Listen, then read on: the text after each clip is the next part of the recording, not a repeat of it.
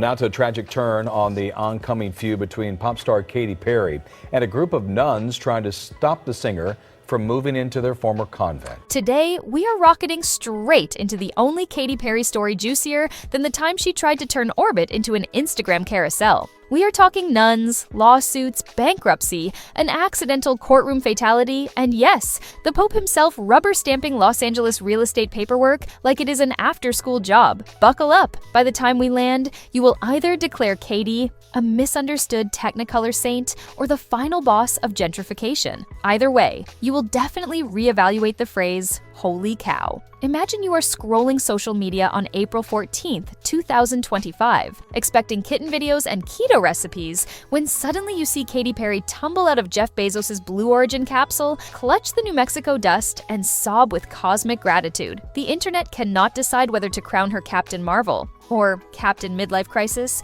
so it does what the internet does best. It detonates. Memes proclaim, "I was on a roller coaster yesterday, so I guess I am an astronaut too." Late-night hosts cackle that her spaceflight was shorter than the average Starbucks drive-thru wait. Ticketmaster quietly reveals that her next arena dates are selling about as fast as dial-up modems. It feels like the biggest Katy Perry backlash in years, until you remember an event so wild it makes space tourism look like a spa day. Rewind to the year 1927. Hollywoodland's sign still has the land, and our pop star is exactly negative 69 years old. Radio tycoon Earl C. Anthony commissions an 8-acre Spanish revival palace in the Los Feliz Hills, complete with tiled courtyards, mosaic fountains, and more rooms than a season of The Bachelor.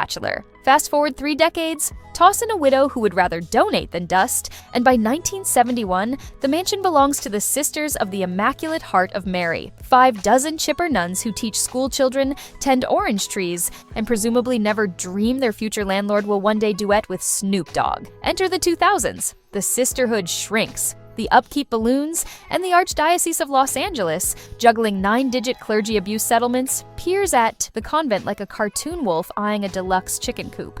When the sisters whittle down to a lonely handful, the church politely invites them to vacate, promising to sell the complex and bankroll their golden years. Translation: thanks for the decades of service. There is the door. Do not trip on the marble threshold on your way out. Along comes Katy. It is 2014. She has fireworks, Left Shark fame, and $14.5 million American dollars burning a hole in her bedazzled pocket. Her plan? Convert the convent into a private retreat for herself, mom, and granny. Recording studio under the crucifix? A meditation garden next to the bell tower? Sure. She even vows to preserve the chapel because acoustics plus stained glass equals Grammy bait. The Archdiocese drools, prepares the paperwork, and practically shouts "sold," but our plot requires an antagonist. Despite what a few zealous Facebook commenters will type in all caps, Sister Catherine Rose Holtzman, 89 years young, pops open her laptop, yes, nuns Google, and discovers Katy joking about selling her soul to the devil during an MTV interview. Cue a pearl clutch audible from 3 zip codes away. Sister Rita Kalanen, a spry 81, binge-watches the California Girls video, sees whipped cream cannons erupting from a pop star's chest, and nearly faints into a vat of holy water. These women have taken vows of poverty, chastity, and no auto-tune, and they refuse to let their beloved convent become a celebrity's Instagram backdrop. So, the sisters do what anyone would do when the Archdiocese sells your house out from under you. They find another buyer and sign the deed, while the ink on Katy's offer is still drying. Enter Dana Hollister, restaurateur, hotelier, bohemian friend of bohemian friends, twirling a check for $15.5 million, $1 full million more than Katy's bid, and promising to transform the estate into a boutique hotel where guests can sip craft cocktails beneath frescoed ceilings. The nuns fall harder than teenage fans at a boy band meet and greet. Cue legal Armageddon. Church lawyers sue Hollister. Hollister hires lawyers to unsue herself. Katy Perry's team files their own suit, because if you are not suing someone in Los Angeles, do you even own property? The case list grows fatter than a Thanksgiving turkey, and by spring 2015, everyone is lawyering up like it's Black Friday at the courthouse.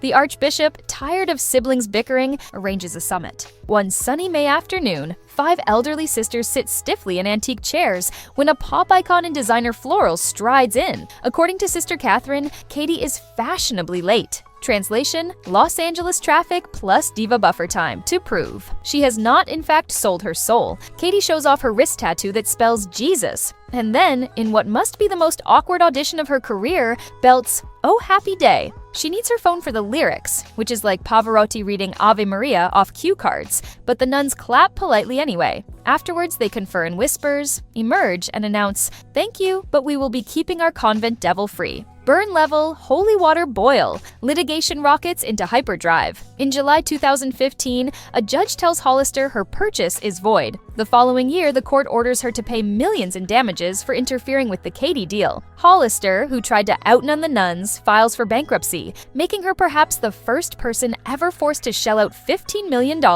for the privilege of not owning a single cloistered cell. The sisters, undeterred, accompany Hollister to bankruptcy court in March 2018. Before stepping inside, Sister Catherine delivers a heartfelt plea on local news. Please stop. It's not doing anyone any good except hurting a lot of people.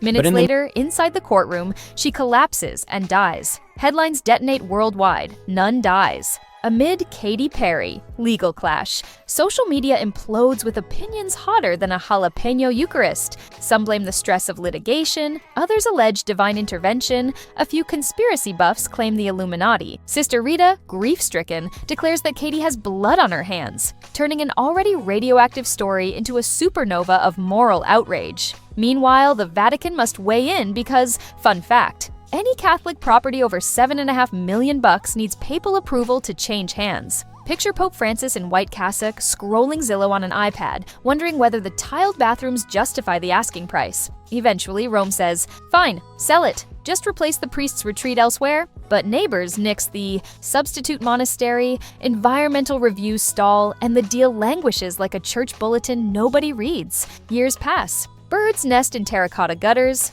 Ivy strangles stucco, and Katy's dream house remains in limbo. Real estate listings resurface now and then at $20+ million because apparently drama appreciates faster than Bitcoin. Rumor season returns each summer. Did Katy quietly repurchase? Did a crypto king swoop in? Did Netflix option the movie rights? Inquiries vanish into the confessional and emerge scrubbed of answers. Cut to present day. Katy's blue origin stunt becomes meme, fodder, but many fans dredge up Nungate with renewed zeal. First, she battled octogenarian nuns, now she storms the stratosphere, tweets one wag. A TikTok creator stitches the court footage of Sister Catherine's final plea over a clip of Katy in a sequin spacesuit, racking up millions of views, and a comment section that reads like spiritual warfare meets stan culture. Meanwhile, property tabloids whisper that the estate is again on the market and that a certain chart-topping vocalist remains interested. Deja vu? Anyone? Why? Does Katy keep stumbling into property battles with the geriatric set?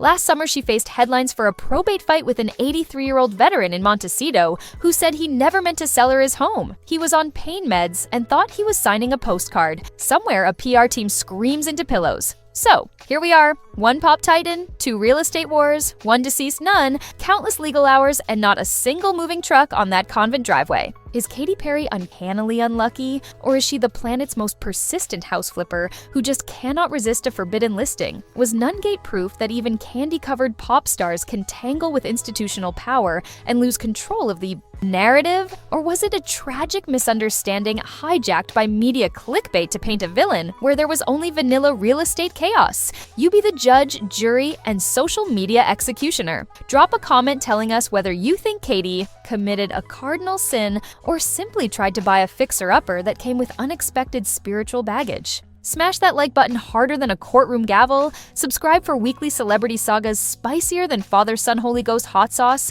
and ring the bell so you never miss our next expose. Rumor has it, we are diving into the Hollywood feud. So fiery, it makes Nungate look like Sunday brunch. Until then, keep your space helmets polished and your property deeds notarized, because in showbiz, the sky is never the limit. It is just the next battleground.